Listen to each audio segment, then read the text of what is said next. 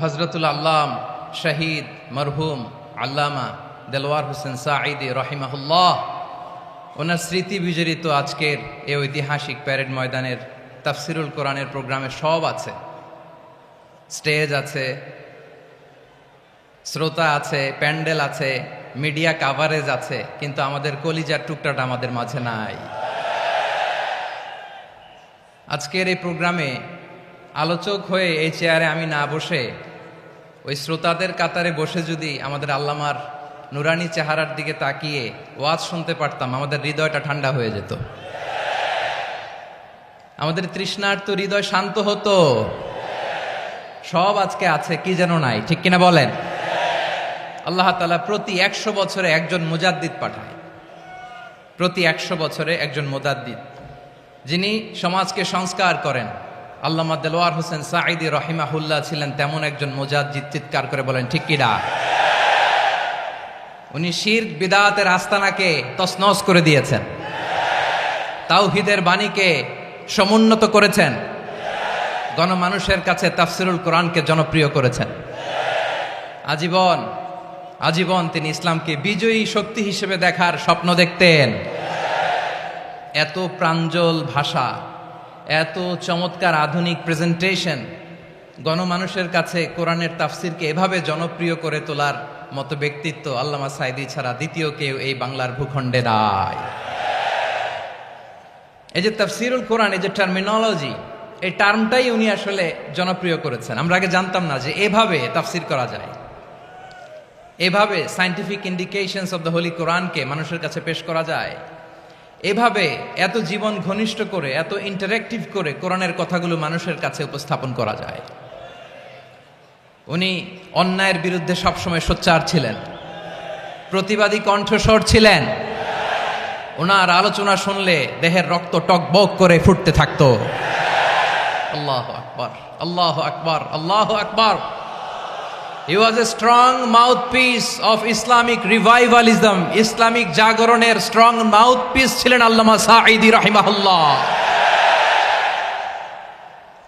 অনেক দোয়া পেয়েছেন, আমরা পড়েছি, এমন জীবন তুমি করিবে গঠন, মরণে হাসিবে তুমি, কাঁদিবে ভুবন। গোটা বিশ্বকে তিনি কাঁদিয়েছেন। আল্লামা যখন ইন্তেকাল করলেন, আমি তখন মালয়েশিয়া থেকে যুক্তরাষ্ট্রে একটা কনফারেন্সে যোগ দিতে যাচ্ছি, কাতার এয়ারলাইন্সে। মালয়েশিয়া থেকে দোহাতে নামলাম। দোহায় যখন আমার ট্রানজিট, তখন শুনতে পেলাম যে আল্লামা বিদায় নিয়েছেন। সোশ্যাল মিডিয়ায় শুনে বিশ্বাস করতে পারলাম না। মুহূর্তের মধ্যেই মাসুদ সাঈদী ভাইকে মেসেজ করলাম, উনি কোনো উত্তর দিতে পারলেন না। মাসুদ ভাইয়ের সাথে যখন কোলাকুলি করি, আমাদের শামীম ভাইয়ের সাথে যখন কোলাকুলি করি, মনে হচ্ছে আল্লামা সাঈদীর ঘ্রাণ পাই। শরীরটা লিটারালি কাঁপছিল, নিজেকে মানাতে পারছিলাম না, বিশ্বাস করতে পারছিলাম যে আসলে আল্লামা বিদায় নিয়েছেন। ইন দ্য মিন টাইম আমার সেকেন্ড ফ্লাইট, দোহা টু নিউ ইয়র্ক, 12 ঘন্টার ফ্লাইটে উঠলাম। ইন্টারনেট থেকে বিচ্ছিন্ন হলাম। নামার পরে শুনলাম আল্লাহু আকবার, যেখানে ওনাকে কবরস্থ করার কথা ছিল সেখানেও কবর দিতে দেয়া হয় নাই। ছবিগুলো দেখতে লাগলাম, হাসিমাখা মুখ, হাসিমাখা নিথর দেহটা, মরণে হাসিবে তুমি, কাঁদিবে ভুবন। From east to west, from north to south, the entire globe, গোটা বিশ্ব ওনার জন্য কেঁদেছে, গোটা বিশ্ব কেঁদেছে। কাবার গিলাফ ধরে ধরে মানুষ চিৎকার করেছে। এর চেয়ে শ্রেষ্ঠ মৃত্যুকার হতে পারে? আমাদের আল্লামার আর কি পাওয়ার ছিল বলেন? আর কি পাওয়ার ছিল?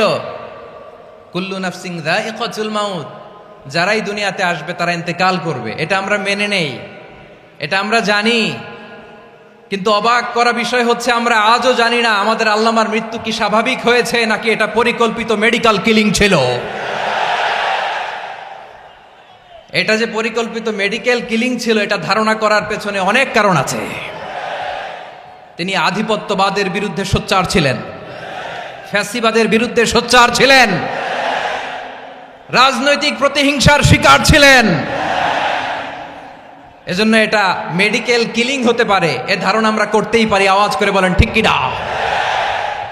যেই সময়টা আমরা কাটাচ্ছি, এত সুন্দর সময় বাংলাদেশ আর পাবে না। আমাদের জন্মের পর থেকে এরকম চমৎকার সময় আমরা পাই নাই। এটাই আসল সময়। আমরা ইন্টারিম গভর্নমেন্টের কাছে দাবি জানাই, উচ্চতর তদন্ত কমিটি করে এটা কি হত্যাকাণ্ড ছিল নাকি স্বাভাবিক মৃত্যু ছিল, এই রিপোর্ট গণমানুষের কাছে প্রচার করে জানাতে হবে। এই দাবির সাথে কি সবাই আপনারা একমত? কারা কারা একমত হাত তুলে দেখান।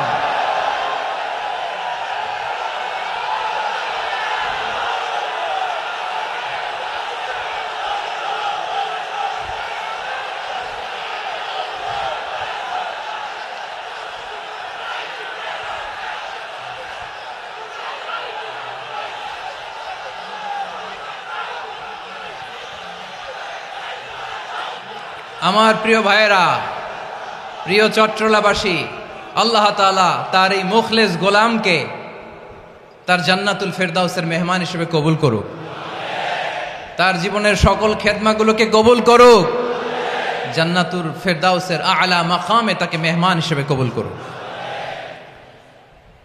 আল্লামা শহীদ দেলোয়ার হোসেন সাঈদ রাহিমাহুল্লাহ, উনি ছাড়াও এই ঐতিহাসিক ময়দানে কথা বলেছেন আল্লামা লুৎফুর রহমান রাহিমাহুল্লাহ।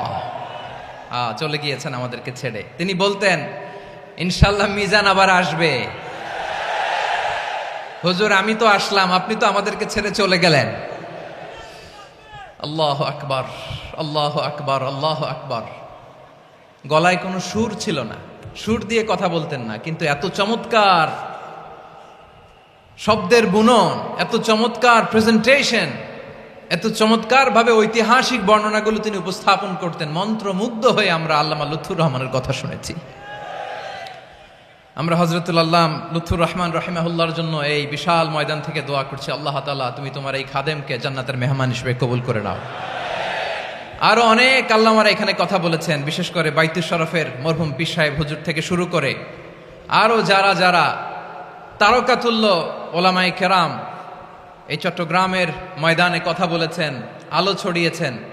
আমরা এই লক্ষ লক্ষ তাওহীদি জনতাকে নিয়ে তাদের জন্য দোয়া করছি, আল্লাহ তাআলা ওনাদের জীবনের সকল ভুল ত্রুটি ক্ষমা করে দিয়ে তাদেরকে জান্নাতুল ফেরদাউসের মেহমান বানিয়ে নিক। আমরা এই ঐতিহাসিক প্যারেড ময়দানের প্রোগ্রাম থেকে স্মরণ করতে চাই 24-এর ছাত্র নাগরিক অভ্যুত্থানে আমার যে সমস্ত ছাত্র নাগরিক ভাইয়েরা দেহের তাজা রক্ত বিলি দিয়ে নতুন বাংলাদেশ আমাদেরকে উপহার দিয়েছে। বিশেষ করে আপনাদের এই চট্টগ্রামের শহীদ ফয়সাল, শহীদ ওয়াসিম সহ সকল শহীদকে আল্লাহ তাআলা কবুল করুক। আমরা সবাই পড়ি আমিন। প্রিয় ভাইয়েরা, আমি নগণ্য একজন কোরআনের ছাত্র, এত বিশাল মঞ্চে এত বড় প্ল্যাটফর্মে কথা বলা আমার জন্য সাজে না। তারপরও আমাদের মুরব্বীরা আমাদের ডানে বায়ে বসে আছেন, ওনাদের আদেশ ক্রমে, ওনাদের অনুমতি ক্রমে কিছু কথা আজকের এই ঐতিহাসিক প্রোগ্রামে আপনাদের সামনে উপস্থাপন করার চেষ্টা করব। ওমা তৌফিকি ইল্লা বিল্লাহ।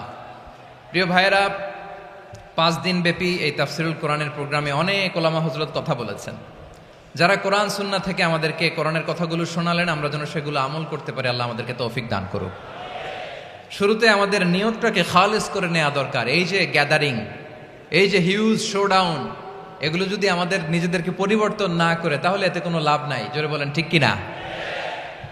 এই প্রোগ্রাম যদি আমাদের জীবনকে পরিবর্তন করে, আমাদের চিন্তার ডিএনএ কে চেঞ্জ করে দেয়, তাহলেই চট্টগ্রামের প্যারেড ময়দান সার্থক। আসুন আমরা চিন্তাকে খালেস করে নেই। আমরা সবাই নিয়ত করি যে যতটুকু কথা আমরা কোরআনের আলোকে শুনবো, আমলের নিয়তে শুনবো ইনশাআল্লাহ। বলেন সবাই। আপনারা সবাই ঠিকঠাক আছেন তো? কখন আসছেন আপনারা? সবাই আসছেন কখন? সকালে, কেউ দুপুরে, 9টায়? আল্লাহ আল্লাহ আল্লাহ। দুপুরের খাবার খাওয়ার সুযোগ হয়েছিল? খান নাই? রোজা রাখছেন? আহা, আমি কি দিয়ে বিদায় দেব আমার এই ভাইগুলোরে? আল্লাহ তুমি আমার ভাইগুলোরে কবুল করো। ইসলামের পক্ষের এই গণজোয়ারকে আগামীর বাংলাদেশের ইসলামের জন্য তুমি কবুল করো। যেই ভালোবাসা ইসলামের জন্য হয়, যেই গণজোয়ার কোরআনের জন্য হয়, পৃথিবীর কোনো শক্তি দিয়ে সেটাকে আটকানো যায় না। জোরে বলেন ঠিক কিনা? এজন্য গ্রাজুয়ালি, সিস্টেম্যাটিক্যালি, মেথোডোলজিক্যালি আমাদেরকে আগাতে হবে, শুধু আবেগ দিয়ে নয়। বিবেকেরও দরকার আছে না নাই? প্রিয় ভাইয়েরা, আসুন, আমাদের কথা অনেক বেশি, সময় অনেক কম। আমরা আর কাল বিলম্ব না করে মহাবিশ্বয় মহাগ্রন্থ আল কোরআন আল কারীম থেকে কিছু কথা শুনি। আমি যেই টপিকটা নিয়ে আজকের এই ঐতিহাসিক চট্টগ্রামের প্যারেড ময়দানের তাফসিরুল কোরআন প্রোগ্রামে আলোচনা করব সেটা হচ্ছে সূরাতু আন-নাহলের 90 নম্বর আয়াত নিয়ে কিছু কথা আমরা উপস্থাপন করবার চেষ্টা করব ইনশাআল্লাহ। আমার খুতবার শুরুতেই আপনারা মোটামুটি আন্দাজ করে ফেলেছেন যে আমি কি নিয়ে আলোচনা করব, কারণ যে আয়াতটি আমি তেলাওয়াত করেছি এই আয়াতটি প্রায়শই এই ভূখণ্ডে, এই বাংলাদেশে জুমার দিনে খতিব সাহেবরা দ্বিতীয় খুতবা শেষের দিকে পড়ে না? কি কমন পড়ছে?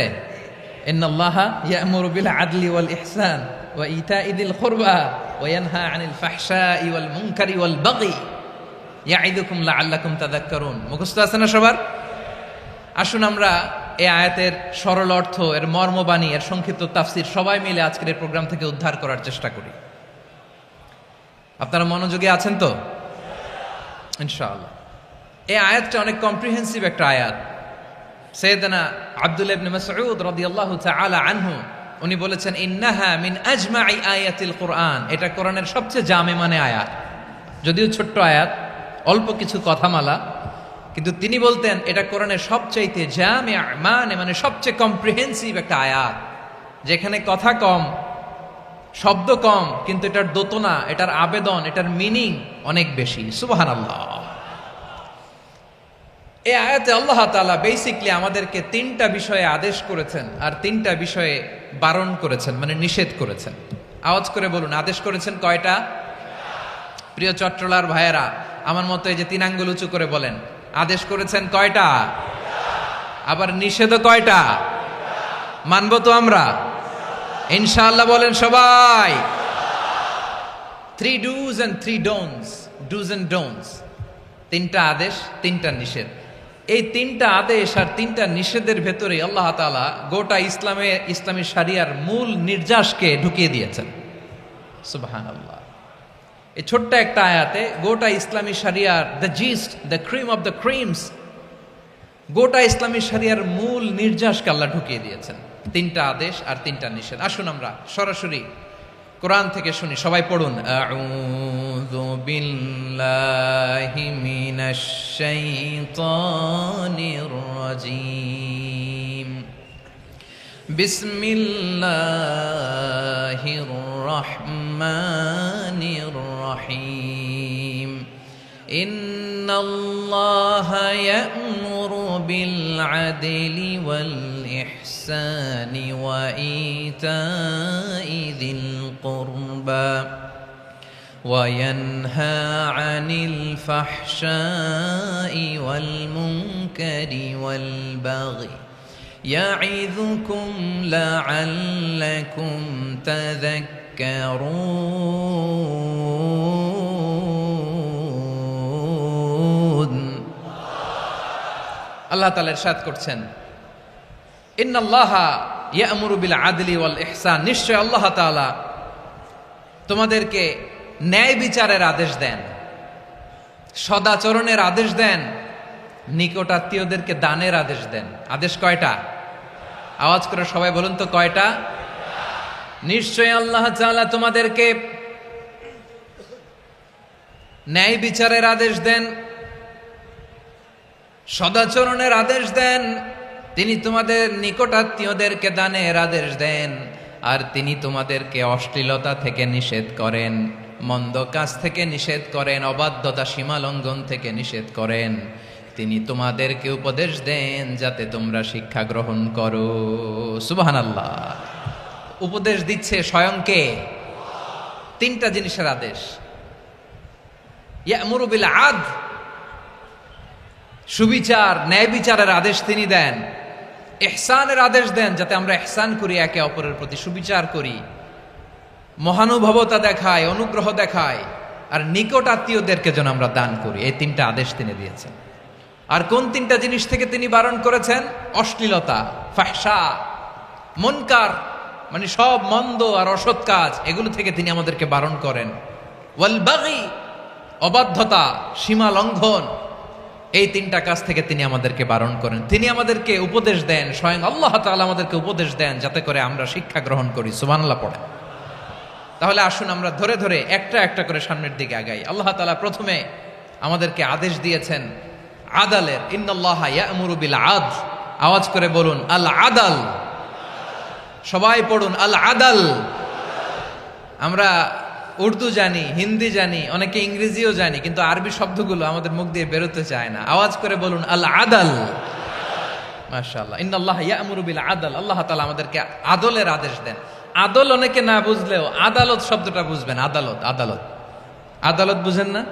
যেখানে বিচার কার্যের ফয়সালা করা হয়, কোর্ট কাচারি আদালত, এটা তো ভেরি কমন। এটা শুনছেন না সবাই?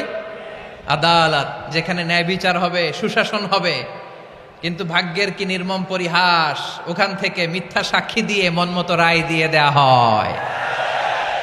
এগুলোর পরিবর্তন হওয়ার দরকার আছে না নাই? প্রিয় ভাইয়েরা, আদালত, আল আদ, ইংরেজিতে বলে জাস্টিস, ন্যায় বিচার, সুবিচার, সুশাসন, জাস্টিস, আল আদাল। সব জায়গায় এই জাস্টিস থাকা দরকার। Justice should be prevailed in the society. The mission of all prophet was to uphold the justice. সব নবীর মিশন ছিল এই জাস্টিসকে, আদালকে, সুশাসন আর সুবিচারকে নিশ্চিত করা। পড়েন সুবহানাল্লাহ।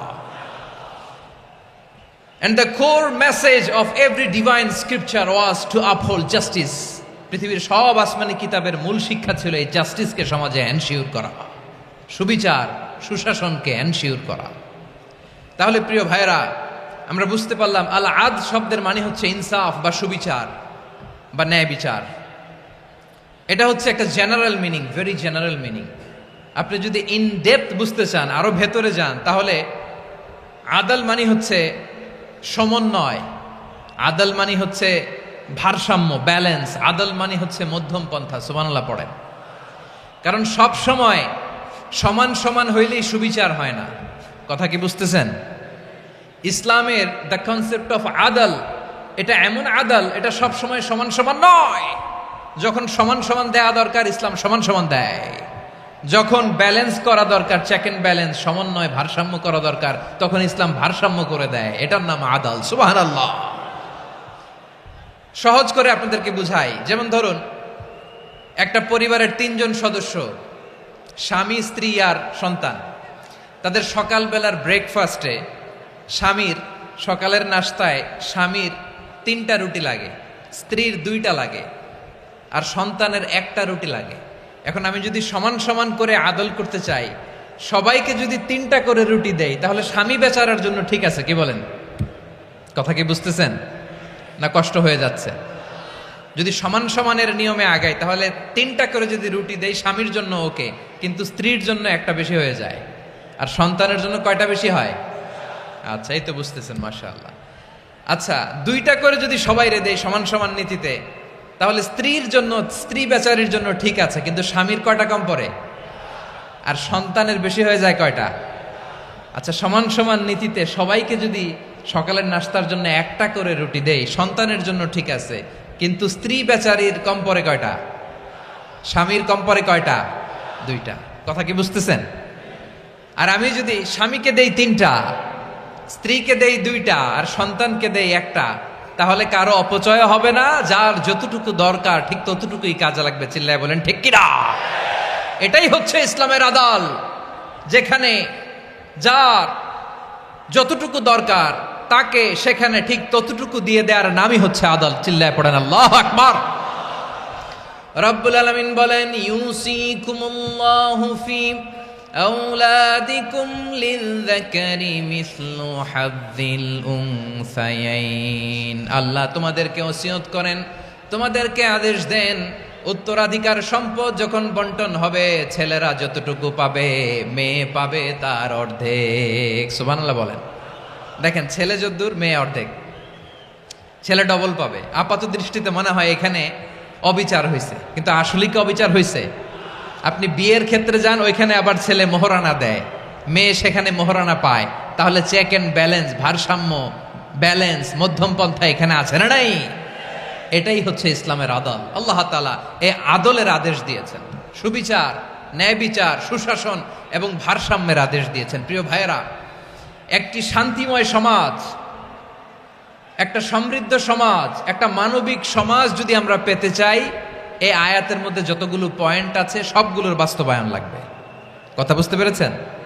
বলেন, আওয়াজ করে বলেন, আমরা একটা শান্তির সমাজ চাই কি চাই না?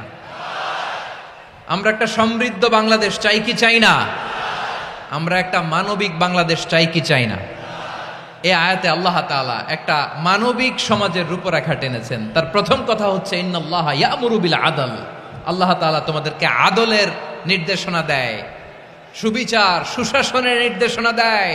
যে সমাজে আদল থাকে না সে সমাজে জুলুম মানুষের ঘাড়ে চেপে বসে। আদলের বিপরীত হচ্ছে জুলুম। আদলের বিপরীত কি? জুলুম বা জাওর, অত্যাচার, অবিচার, বৈষম্য। এই যে বৈষম্য বিরোধী ছাত্র আন্দোলন কমন পড়ছে? এই যে একজন সমন্বয়ক তো দেখা করলো আমার সাথে। জুলুম মানে হচ্ছে বৈষম্য। বৈষম্যের স্থান ইসলামে নাই, অবিচারের স্থান ইসলামে নাই, জুলুমের স্থান ইসলামে নাই। আল্লাহ তাআলা বলেন যে আমি জুলুমকে নিজের জন্য হারাম করেছি এবং তোমাদের জন্য হারাম করেছি। বিশ্বনবী ফরমান, আল্লাহ তাআলা বলেন হাদিসে কুদসিতে, ইয়া ইবাদি ইন্নী হারামতুয যুলমা আলা নাফসি ওয়া জাআলতুহু বাইনাকুম মুহাররামান ফালা তাযালামু। আমার গোলামেরা শোনো, নিশ্চয় আমি আল্লাহ তাআলা জুলুমকে আমি আমার উপরে হারাম করেছি, অনুরূপভাবে জুলুম করাকে তোমাদের উপরেও হারাম করেছি। ফলে ফালা তাযালামু, তোমরা একে অপরের সাথে জুলুম করো না। নির্দেশনাটা কার? খবরদার, জুলুমের সাথে আমাদের কোনো সম্পর্ক নাই। আল্লাহ তাআলা আদলের আদেশ দিয়েছেন, আদালতের আদেশ দিয়েছেন, সুশাসনের ন্যায় বিচারের আদেশ দিয়েছেন। ইন্নাল্লাহা ইয়ামুরু বিল আদল, আমাদেরকে আদল প্রতিষ্ঠা করতে হবে। জুলুমের সাথে ইসলামের কোনো সম্পর্ক নাই। আল্লাহ তাআলা জালিমদের জন্য কঠিন শাস্তি প্রস্তুত করে রেখেছেন। যারা এই আদলকে ভুলণ্ঠিত, কখন রাত কিচ্ছু জানে না, কখন দিন কখন রাত কিছু জানে না, বছরের পর বছর কেটে গিয়েছে। এক্সট্রা জুডিশিয়াল কিলিং এর কোনো হিসাব নাই, বিচার বহির্ভূত হত্যা, এনফোর্স ডিসঅ্যাপিয়ারেন্স, গুম, যেটা সবচাইতে বড় মানবতা বিরোধী অপরাধ। কত মানুষ যে গুম হয়েছে তার কোনো ইয়ত্তা নাই।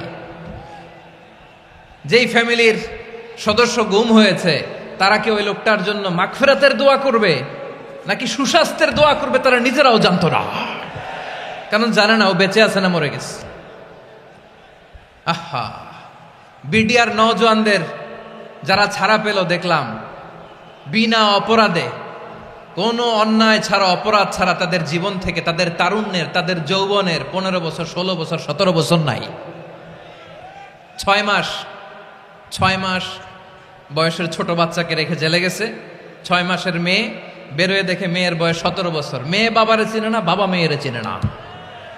মেয়েকে এখন বিয়ে দিয়ে আরেক ছেলের হাতে তুলে দিবে। মেয়ের শৈশব বাবা দেখে নাই, মেয়ের কৈশোর বাবা দেখে নাই, মেয়ের তারুণ্য দেখে নাই। আরেক যুবককে দেখলাম 14 বছরের 14 দিনের সংসার, 2 সপ্তাহের সংসার শেষে জেলে গেছে। কত যুবকের যে স্ত্রী চলে গিয়েছে ফ্যামিলি ছেড়ে, কারণ জানে না তো কবে আসবে, কি হবে, কেউ জানতো না। দাম্পত্য জীবনের মাত্র 14 দিনের স্মৃতি, এই স্মৃতিকে আঁকড়ে ধরে এক বোন 16টা বছর 17টা বছর কাটিয়ে দিয়েছে।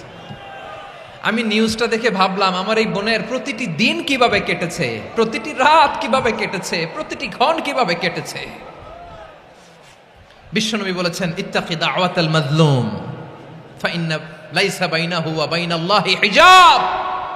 মাজলুমের কান্নাকে ভয় করো, কারণ মাজলুমের কান্না আর আল্লাহর মাঝে কোনো পর্দা থাকে না। আমরা আর এরকম কোন জুলুম বাংলাদেশে দেখতে চাই না। জোরে বলেন ঠিক কিনা?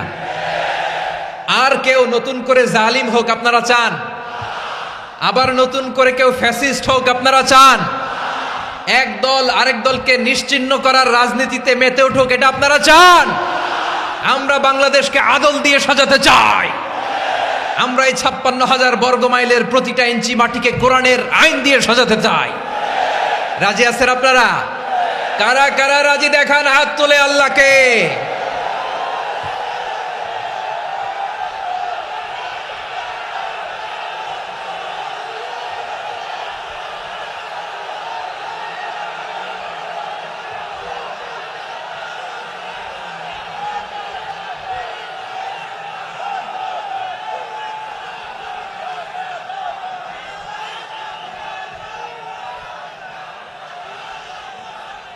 বসুন। আমার প্রিয় বীর চট্টলার তৌহিদি মুসলমান, আমরা আর নতুন করে কেউ জালিম হোক এটা চাই না, নতুন করে আবার কেউ ফ্যাসিস্ট হোক আমরা চাই না, এক দল আরেক দলকে নিশ্চিহ্ন করার রাজনীতি করুক আমরা চাই না। আমরা সুশাসনের বাংলাদেশ চাই, আমরা মানবিক বাংলাদেশ চাই, আমরা একটা সমৃদ্ধ বাংলাদেশ চাই, আমরা বিশ্বের বুকে সম্মান নিয়ে মাথা উঁচু করে দাঁড়াতে চাই, ঠিক কিনা বলেন? আল্লাহ বললেন, এটা যদি তোমরা চাও, একটা সমৃদ্ধ সমাজ যদি বিনির্মাণ করতে চাও, মানবিক সমাজ যদি বিনির্মাণ করতে চাও, আমি তোমাদেরকে সেজন্য প্রথমে আদালতের নির্দেশ দিলাম। ইন্নাল্লাহা ইয়া'মুরু বিল আদল, নিশ্চয় আল্লাহ তাআলা তোমাদেরকে ন্যায় বিচার সুশাসন এটার আদেশ দেন। সুবহানাল্লাহ। আদাল, ন্যায় বিচারের আদেশ আল্লাহ তাআলা কোরআনের বিভিন্ন আয়াতে দিয়েছেন। আল্লাহ তাআলা বলছেন, ইন্নাল্লাহা يأمركم أن تؤدوا الأمانات إلى أهلها وإذا حكمتم بين الناس أن تحكموا بالعدل إن الله نعم ما يعظكم به إن الله كان سميعا بصيرا। আল্লাহ তাআলা বললেন, আল্লাহ আদেশ দিচ্ছেন, যে ব্যক্তি আমানতের হকদার তার হাতে তোমরা আমানত পৌঁছে দাও, আর যখন তোমরা বিচার কার্য করবে, বিচার ফয়সালা করবে, আদালতের সাথে করো। সুবহানাল্লাহ বলেন। ওয়াইদা হাকামতুম বাইনান নাসি আন তাহকুমু বিল আদল, আদালতের সাথে করবা। আল্লাহ তাআলা বলেন, যারা জাজ হবে, বিচারক হবে, তাদের যদি বাদী বিবাদীর কারো সাথে শত্রুতা থাকে, কারো সাথে যদি কোনো ধরনের রেষারেষি থাকে, আল্লাহ বলেন বিচার কার্য করতে যে ওই শত্রুতা রেষারেষির কারণে আদালতের বাইরে যে অবিচার করে বিচার করো না। ওয়ালা ইয়াজরিমান্নাকুম শানাআনু কওমিন আলা আল্লা তা'দিলু ই'দিলু হুয়া আকরাবু লিত্তাকওয়া ওয়াত্তাকুল্লাহা ইন্নাল্লাহা খাবীরুম বিমা তা'মালুন। খবরদার কোন জাতির প্রতি, কোন গোষ্ঠীর প্রতি, কোন গোত্রের প্রতি আক্রোশ যেন তোমাদেরকে ন্যায় বিচার থেকে দূরে সরিয়ে না দেয়, বরং আমি আল্লাহর আদেশ হলো ই'দিলু, তোমরা আদল করো, ন্যায় বিচার করো, সুবিচার করো, সুশাসন প্রতিষ্ঠা করো। হুয়া আকরাবু লিত্তাকওয়া, এটাই তাকওয়ার সবচেয়ে কাছাকাছি। সুবহানাল্লাহ বলেন। কোরআনের বিভিন্ন আয়াতে আল্লাহ তাআলা স্পেসিফিকলি ধরে ধরে বিচার করার সময় আমরা যেন আদাল করি সেটা বলেছেন। কোরআনের কোন কোন জায়গায় আল্লাহ তাআলা এই আল আদল শব্দটা ব্যবহার করেছেন। আবার একই জিনিস ইনসাফ, সুবিচার, সুশাসন, ন্যায় বিচার, ন্যায় পরায়ণতা বুঝাতে আল্লাহ তাআলা কখনো কখনো আল কিসত শব্দটা ব্যবহার করেছেন। আওয়াজ করে সবাই বলুন আল কিসত। প্রিয় ভাইয়েরা, সবাই আওয়াজ করে আমার সাথে সাথে বলুন আল কিসত। আল্লাহ তাআলা বলেন, ওয়া ইন হাকামতা ফাহকুম বাইনাহুম বিল কিসতি ইন্নাল্লাহা ইউহিব্বুল মুকসিতিন। যখন তুমি বিচার করবে, বিশ্বনবীকে উদ্দেশ্য করে অ্যাড্রেস করে বললেন, নবী হে, ইহুদিরা কোনো বিষয়ে মীমাংসার জন্য যদি আপনার দরবারে আসে, যদি বিচার করতে হয়, খবরদার অবিচার করবেন না। ফয়সালা যেটা করবেন কিসতের সাথে করবেন, ন্যায় পরায়ণতার সাথে করবেন, কারণ ইন্নাল্লাহা ইউহিব্বুল মুকসিতিন, নিশ্চয় আল্লাহ রাব্বুল ইজ্জাত ন্যায় পরায়ণশীলদেরকে বড্ড ভালোবাসেন। সুবহানাল্লাহ বলেন। ন্যায় পরায়ণ লোকদেরকে আল্লাহ তাআলা বড্ড ভালোবাসেন। অন্য আয়াতে আল্লাহ তাআলা বলছেন, وَنَضَعُ الْمَوَازِينَ الْقِسْطَ لِيَوْمِ الْقِيَامَةِ فَلَا تُظْلَمُ نَفْسٌ شَيْئًا। আমি কিয়ামতের দিন ন্যায় পরায়ণতার মানদণ্ড স্থাপন করব, যেটাকে আমরা মিজানের পাল্লা বলি। আল্লাহ বলেন, ন্যায় বিচারের মানদণ্ড কিয়ামতের ময়দানে আমি আল্লাহ স্থাপন করব। সেদিন কারো প্রতি বিন্দু পরিমাণ, এক চুল পরিমাণ অবিচার করা হবে না, কোনো অবিচার করা হবে না। সেদিন সুশাসন হবে, সুবিচার হবে, ন্যায় পরায়ণতার সাথে বিচার হবে। আওয়াজ করে পড়েন আল্লাহু আকবার। তাহলে প্রিয় ভাইরা, যে তিনটি বিষয়ে আল্লাহ তাআলা আমাদেরকে আদেশ দিয়েছেন, তার প্রথমটা হচ্ছে আদালত, ইনসাফ, সুবিচার, ন্যায় বিচার। এটা আমরা চাই কি চাই না? বিশ্বনবী ন্যায় বিচার, ন্যায় পরায়ণতা, সুশাসন প্রতিষ্ঠিত করেন কি করেন নাই? আপনারা বিশ্বনবীর সিরাত যারা পড়েছেন, আপনি দেখবেন বিশ্বনবীর সিরাতের পরতে পরতে, বাঁকে বাঁকে, সিরাতের বাঁকে বাঁকে এই আদালতের নমুনা মেলে। সুবহানাল্লাহ বলেন। ছোট্ট একটা নমুনা রাসূল সাল্লাল্লাহু আলাইহি ওয়াসাল্লামের আসসিরা আল আতরা থেকে ছোট্ট একটা নমুনা আপনাদের খেদমতে এখানে উপস্থাপন করি। বিশ্বনবী সাল্লাল্লাহু আলাইহি ওয়াসাল্লাম মক্কা বিজয় করলেন ৮ম হিজরিতে। মক্কা বিজয় শেষে তিনি কয়েক সপ্তাহ মক্কাতে অবস্থান করলেন। ইন দ্য মিন টাইম মক্কার একটা ভেরি প্রেস্টিজিয়াস এন্ড ডিগনিফাইড ফ্যামিলির নারী চুরিতে ধরা পড়ল। কিসে ধরা পড়ল? সবাই বলেন কিসে? আমাদের সমাজে আসেনি এটা? আছে? ছোট না বড়?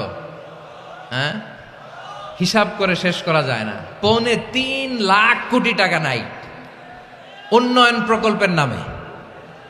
উন্নয়ন প্রকল্পের নামে ৩.৫ লাখ কোটি টাকা নাই।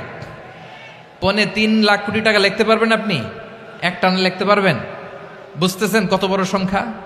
হ্যাঁ, বনু মাখজুমিয়া গোত্রের এক নারী মক্কায় চুরিতে ধরা পড়ল।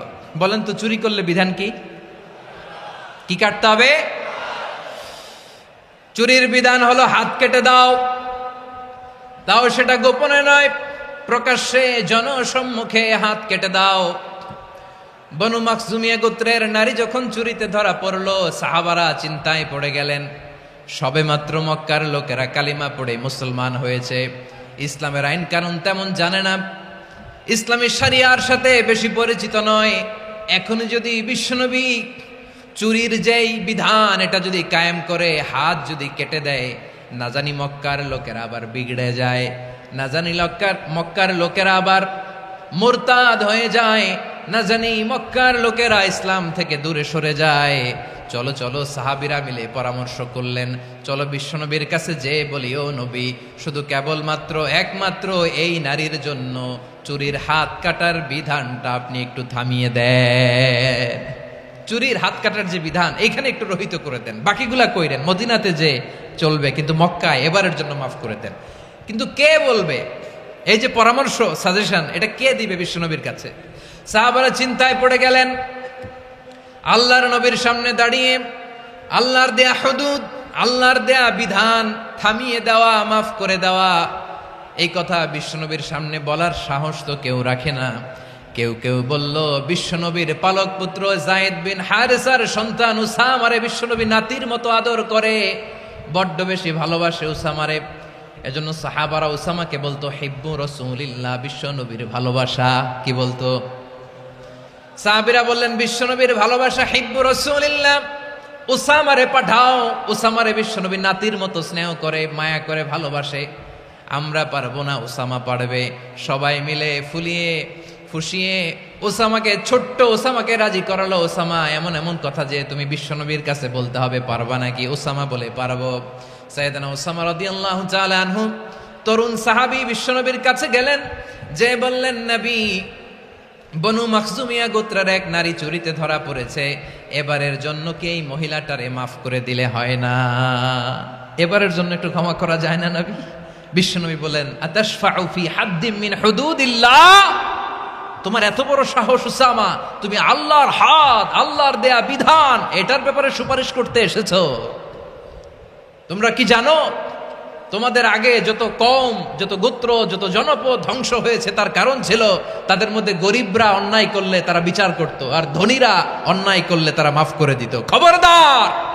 ওয়া আইমুল্লাহ লাউ আন্না ফাতিমাতা বিনতি মুহাম্মাদিন সারাকাত লাকাতা মুহাম্মাদুন ইয়াদাহা। বিশ্বনবী বললেন, ওরে ওসামা, বানু মাখজুমিয়ার ওই প্রেস্টিজিয়াস এন্ড ডিগনিফাইড ফ্যামিলির মেয়ে তো দূর কি বাত, অনেক দূরের কথা।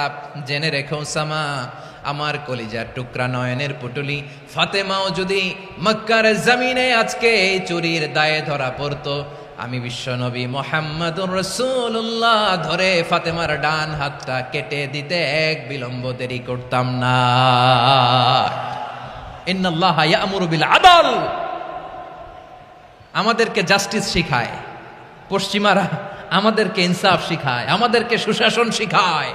আর ইনসাফ, সুশাসন, ন্যায় বিচার, সুবিচার, জাস্টিস কারে বলে বিশ্বনবীর বায়োগ্রাফি থেকে জেনে নাও। এই ছিল বিষ্ণু ইসা ইসলামের আদালতের নমুনা। আপনি যদি সাইয়েদনা ওমরে ফারুকের জীবনের দিকে তাকান, এমন কঠোর, এমন বীর সেনানী ছিলেন। সাইয়েদনা ওমরে ফারুক যদি রাস্তার এই মাথা দিয়ে হাঁটা শুরু করতেন, শয়তান ওমরে ফারুককে দেখলে ওই রাস্তা রেখে দিয়ে অন্য রাস্তা দিয়ে হাঁটতো। সুবহানাল্লাহ। ওমরে ফারুক রাদিয়াল্লাহু তাআলা আনহু কি পার্সোনালিটি ছিল, কি পার্সোনালিটি। আমাদের এলাকায় ছোট বাচ্চারা রাতে ভাত খেতে চায় না, আমার মেয়েটাও খেতে চায় না। এই এটা দিব, ওইটা দিব, আজকে মাহফিলে আসার সময় বলে দিছে লিস্ট করে এটা এটা আনতে হবে। তো ছোট্ট বাচ্চাদের অনেক বায়না থাকে, ওরা রাতে খেতে চায় না। তো মায়েরা বিভিন্ন ভয় দেখায়, এই বাঘ আসবে, বাঘ আসবে খাও, এই ভূত আসবে, ভূত আসবে খাও। আপনারা কি বলেন চট্টগ্রামে? কি আসবে? হ্যাঁ, ভূত, ভূত, ভূত আসবে, বাঘ আসবে, খাও খাও খাও, তাড়াতাড়ি খাও। তো বাচ্চারা এগুলো শুনে ভয়ে খেতে শুরু করে। মদিনার জমিনেও একই ঘটনা ঘটতো। মদিনার ছোট্ট ছোট্ট সোনামণিরা খেতে চাইতো না। তো মায়েরা বলতো, হা হুয়া ইয়াতি উমর, হা হুয়া ইয়াতি উমর, ওই যে উমর আসতেছে, উমর। ওমরে ফারুকের কথা শুনলে বাচ্চারা একেবারে ঠান্ডা। সুবহানাল্লাহ পড়বেন না? প্রভু তুমি বলেছ রাসূল দেবে না, বলনি দেবে না ওমর, বলনি দেবে না হামজা তারিক, খালিদ বিজয় সমর। প্রভু তুমি বলেছ রাসূল দেবে না, বলনি দেবে না ওমর, বলনি দেবে না হামজা তারিক, খালিদ বিজয় সমর। প্রভু তুমি বলেছ রাসূল দেবে না। আল্লাহু আকবার। ওমরে ফারুক রাদিয়াল্লাহু তাআলা আনহু, ওনার কথা শুনলে গায়ের মধ্যে গুজবাম হয়, গায়ের পশমগুলো দাঁড়িয়ে যায়। সুবহানাল্লাহ বলেন। কি পার্সোনালিটি ছিল, কি ব্যক্তিত্ব ছিল। মুনাফিকরা ওমরে ফারুককে জমের মতো ভয় পেতেন। শয়তান, খুদ শয়তান এই রাস্তা দিয়ে আসলে শয়তান অন্য রাস্তা দিয়ে হাঁটতো। ওমরে ফারুক রাদিয়াল্লাহু তাআলা আনহুর জীবনে যদি দেখেন, তাহলে সেখানে আপনি আদালতের, ইনসাফের, সুশাসনের, জাস্টিসের নমুনা দেখতে পাবেন। কয়টা শুনবেন? সাইয়েদনা ওমরে ফারুকের রাদিয়াল্লাহু তাআলা আনহুর সন্তান আব্দুর রহমান মিশরে মদ খেয়ে মদ্যপ অবস্থায় ধরা পড়েছে। মদ খাওয়ার কারণে, মদ যদি কেউ পান করে আর যদি প্রমাণিত হয়, তার বিচার হলো 80 বেত। আওয়াজ করে বলেন কয় বেত? বাংলাদেশেও তো এই আইন আছে নাকি? বাংলাদেশে আছে? হ্যাঁ, মদ খাইলে 80 বেত, এই আইন বাংলাদেশে চালু হোক। আমরা চাই কি চাই না? চাই সবাই। এজন্যই তো ইসলাম ভাল লাগে না। ইসলামকে ভাল লাগে না। ইসলামকে আউট করে রাখতে পারলেই তো এরকম বড় বড় বোতল খাওয়া যায়। একেবারে সহজ, পানির মতো সহজ, হিসাব একেবারে সহজ। ওমরে ফারুক রাদিয়াল্লাহু তাআলা আনহুর ছেলে ভুল করে মদ পান করে ফেলেছিলেন। আব্দুর রহমান, ঘটনা ঘটেছে মিশরে। মিশরের গভর্নর তখন আমর ইবনুল আস রাদিয়াল্লাহু তাআলা আনহু।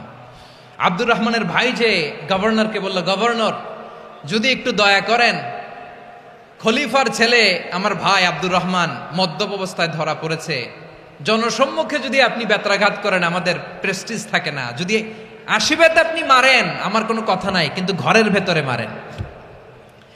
আব্দুর রহমানের ভাইয়ের সুপারিশ শুনে সাইয়েদনা আমর ইবনুল আস রাদিয়াল্লাহু তাআলা আনহু রাজি হয়ে গেলেন। ঘরের ভেতরে লোকচক্ষুর আড়ালে 80 বেত তিনি মানলেন। কিন্তু ঘটনাক্রমে এই কথা লুকিয়ে লুকিয়ে ঘরের ভেতরে 80 বেত মারার কথা সাইয়েদনা ওমর ফারুক মদিনা থেকে জানতে পারলেন। মদিনা থেকে তিনি ফরমান জারি করলেন, এই বিচার যেমনটি আমর ইবনুল আস আদায় করেছে, এটা প্রকৃতপক্ষে আদায় হয় নাই। আসো সবাই মদিনায় আসো, আমর ইবনুল আস মদিনায় আসো, আব্দুর রহমানও আসো, সবাই আসো, জনসম্মুখে এই বিচার কার্যকর করতে হবে। সাইয়েদনা ওমর ফারুক মসজিদে নববীর পিলারের মধ্যে নিজের ছেলেকে বাঁধলেন, আবার জনসম্মুখে 80টা বেত তার গায়ের মধ্যে মারলেন। মাজমুয়ে ফাতাওয়া ইবনে তাইমিয়া রাহিমাহুল্লাহ উনি এটা নকল করেছেন। এটা সবচেয়ে বিশুদ্ধ মত। আরো অনেক মত আছে, মারা গেছে কবরের উপর, ওগুলো বাদই দিলাম। কেমন খালিফা ছিলেন, কেমন খালিফা! পশ্চিমারা তোমরা জাস্টিস আমাদেরকে শেখাও, ইনসাফ কারে বলে, সুশাসন আমাদেরকে তোমরা শিখাও। ওমরে ফারুক রাদিয়াল্লাহু তাআলা ওইটাকে, ওই বিচারকে তিনি ধর্তব্য মনে করেন নাই। মদিনাতে এনে আবার জনসম্মুখে আবার 80 বেত মেরেছেন। মিশরে ওমরে ফারুক রাদিয়াল্লাহু তাআলা আনহু আমর ইবনুল আসকে গভর্নর করে পাঠালেন। সেখানে আমর ইবনুল আসের ছেলে একটা প্রতিযোগিতায় রানার আপ হয়েছে। এক মিশরি সেখানে চ্যাম্পিয়ন হয়েছে। রানার আপ বুঝতে পেরেছেন তো? রানার আপ সেকেন্ড হয়েছে, এক মিশরি হয়েছে চ্যাম্পিয়ন প্রথম। কিন্তু গভর্নরের ছেলে ও জিততে পারে নাই। ও রাগে ওই মিশরির গায়ের মধ্যে কয়েকটা লাঠি দিয়ে বাড়ি মেরেছে। মিশরি যে মদিনাতে ওমরে ফারুকের কাছে বিচার দিলেন, আপনার গভর্নরের ছেলে অন্যায়ভাবে আমার গায়ে হাত তুলেছে। সাইয়েদনা ওমরে ফারুক আবার ফরমান জারি করলেন, আসো মদিনাতে আসো। মিশরীকে ডাকলেন। ওই মিশরের গভর্নর আমর ইবনুল আস রাদিয়াল্লাহু তাআলা আনহুকে ডাকলেন, তার ছেলেকেও ডাকলেন। সবাই বসে রইল। আমর ইবনুল আস রাদিয়াল্লাহু তাআলা আনহু মাথা নিচু করে বসে আছেন, লজ্জায় কাচুমাচু। হায় হায়, আজকে আমার ছেলের কারণে আমিরুল মুমিনিন খলিফাতুল মুসলিমিন ওমরে ফারুকের কাছে আমি জনসম্মুখে লজ্জিত হচ্ছি। সাইয়েদনা ওমরে ফারুক বললেন, এই নাও লাঠি। গভর্নরের ছেলে তোমার মাথার মধ্যে যতগুলো বাড়ি মেরেছে, আজকে জনসম্মুখে তুমি অতগুলা বাড়ি মারো। মিশরি বলে, থাক, আপনি যে ডেকে আনছেন সবার সামনে এটা বলছেন, এতেই আমি খুশি। আল্লাহু আকবার! আপনার মহানুভবতা দেখে আমি খুশি, আর অপমানের দরকার নাই। ওমরে ফারুক বলে, না, খবরদার, এই কথা মিশরি তুমি বলো না, মারো, যতগুলা বাড়ি মেরেছে মারো। বাধ্য হয়ে মিশরি আমর ইবনুল আসের সামনে ওনার কলিজার টুকরা সন্তানের মাথার মধ্যে বাড়ি মারতে আরম্ভ করলেন। ঠিক যতগুলা বাড়ি গভর্নরের ছেলে আমর ইবনুল আসের ছেলে মিশরির গায়ে মেরেছিল, মাথায় মেরেছিল, মিশরি গুনে গুনে ততটা মারলেন। এই দৃশ্য দেখে ওমরে ফারুক রেগে মেগে আগুন, রাগের চোটে রাগ সামলাতে না পেরে, আর নিজেকে সামলাতে না পেরে মিশরিরে বললেন, ছেলেরে মারা শেষ হয়ে গেলে এবার বাবার টাক মাথার মধ্যে কয়েকটা বাড়ি মার। রাগের চোটে, আউট অফ অ্যাঙ্গার, রাগের চোটে, যে আমার পাঠানো গভর্নর আমর ইবনুল আস তার ছেলেকে কেন আদব তারবিয়া কেন শিক্ষা দিতে পারে না। ছেলেরে মারা হইলে এবার আমর ইবনুল আসের মাথার মধ্যে দুইটা মারো। এটা রাগে বলেছেন, এটা শাস্তি হিসেবে না। সুবহানাল্লাহ পড়ে। তোমরা আমাদেরকে সুশাসন শিখাও, আমাদেরকে সুশাসন শিখাও। বিশ্বনবী বলেন, আদল এটা যেন তেন বিষয় না, এটা দিয়েই মানবিক সমাজ গড়তে হবে। আল্লাহ তাআলা কিয়ামতের কঠিন ময়দানে, যেদিন স্বামী স্ত্রীকে চিনবে না, স্ত্রী স্বামীকে দেখে পালিয়ে যাবে, বন্ধু বন্ধুরে চিনবে না, পীর সাহেব মুরিদরে চিনবে না, মুরিদ পীর সাহেবরে চিনবে না, দলের কর্মী তার নেতারে চিনবে না, নেতা তার কর্মীরে চিনবে না, বন্ধু বন্ধুরে দেখে পালাবে। এই কঠিন মুহূর্তে সূর্যটা মাথার কাছে চলে আসবে, জমিনটা তামার জমিন হবে। আজকের জমিনের মতো নয়। মানুষ ঘর্মাক্ত, ক্লান্ত, শ্রান্ত মাথার মগজগুলো কানের ছিদ্র আর নাকের ছিদ্র দিয়ে বেয়ে বেয়ে পড়বে। বিশ্বনবী ফরমান, কিয়ামতের ওই কঠিন ময়দানে 7 শ্রেণীর ব্যক্তিকে রব্বুল আলামিন তার আরশের নিচে ছায়া দিবেন। তার মধ্যে প্রথম শ্রেণীর ব্যক্তি হলো ইমামুন আদিল। ইমামুন আদিল, ন্যায়পরায়ণ শাসক, যে ইনসাফের সাথে বিচার করে, যে জাস্টিস সমাজে সার্ভ করে, যে সুশাসন নিশ্চিত করে, ওই ইমামুন আদিল। আদিল শব্দটা বুঝছেন না? ইন্নাল্লাহা ইয়া'মুরু বিল আদল, পাইছেন? আদিল। 7 শ্রেণীর ব্যক্তিকে আল্লাহ তাআলা সুশীতল আরশের নিচে ছায়া দিবেন, যেদিন তার দেয়া ছায়া ছাড়া কোনো ছায়া থাকবে না। এর প্রথম হচ্ছে ইমামুন আদিল, ন্যায়পরায়ণ শাসক। চিল্লায় বলেন সুবহানাল্লাহ। আবার বিশ্বনবী বললেন, ইন্নাল মুকসিতিনা ইনদাল্লাহি আলা মানাবিরা মিন নূর আন ইয়ামিনির রহমান। কিয়ামতের দিন যারা ন্যায়পরায়ণ হিসেবে আল্লাহর সামনে দাঁড়াবে, কিয়ামতের দিন রব্বুল আলামিন তার আরশের ডান দিকে ওই ন্যায়পরায়ণ লোকদের জন্য আরশের ডান দিকে একটা নূরের মিম্বারে তাদেরকে বসার সুযোগ করে দিবে। আল্লাহর আরশের ডান দিকে ন্যায়পরায়ণ লোকদের জন্য আল্লাহ তাআলা নূরের মিম্বার বানাবে। চারটেখানে কথা মনে করেছেন? আল আদাল, জাস্টিস, ইন্নাল্লাহা ইয়া'মুরু বিল আদল। আল্লাহ তাআলা এই আদালতের নির্দেশনা দেয়, সুবিচার, সুশাসন। প্রিয় ভাইয়েরা, এটা আমরা বাংলাদেশে চাই কি চাই না? এই যে অরাজকতা, এই যে অন্যায়, এই যে জুলুম, এই যে ইনকনসিস্টেন্সি সমাজের অসঙ্গতির প্রধান কারণ জাস্টিস নাই, সুবিচার নাই, সুশাসন নাই। শেষবারের মতো আওয়াজ করে বলেন তো, আমরা বাংলাদেশে আদল চাই কি চাই না? তাহলে প্রথম নির্দেশনা শেষ, আল্লাহ তাআলা তোমাদেরকে আদলের আদেশ দেন। এরপরে আল্লাহ বললেন, আমি তোমাদেরকে ইহসানের আদেশ দেই। ইন্নাল্লাহা ইয়া'মুরু বিল আদলি ওয়াল ইহসান। আমি তোমাদেরকে যেমনি আদলের নির্দেশনা দেই, তেমনি ভাবে তোমাদেরকে ইহসানের নির্দেশনা দেই। ইহসান, আওয়াজ করে সবাই বলেন তো ইহসান। সবাই বলেননি, সবাই বললে এতটুকু আওয়াজ হবে আমি বিশ্বাস করি না। আওয়াজ করে বলুন আল ইহসান। ইহসান মানে কারো প্রতি সফট হার্টেড হওয়া, মহানুভব হওয়া, অনুগ্রহ পরায়ণ হওয়া, অনুগ্রহশীল হওয়া, একে অপরের প্রতি দয়াদ্র হওয়া। একে অপরের প্রতি দয়াদ্র, অনুগ্রহশীল হওয়া ছাড়া মানবিক সমাজ কশিনকালেও গঠন করা সম্ভব না।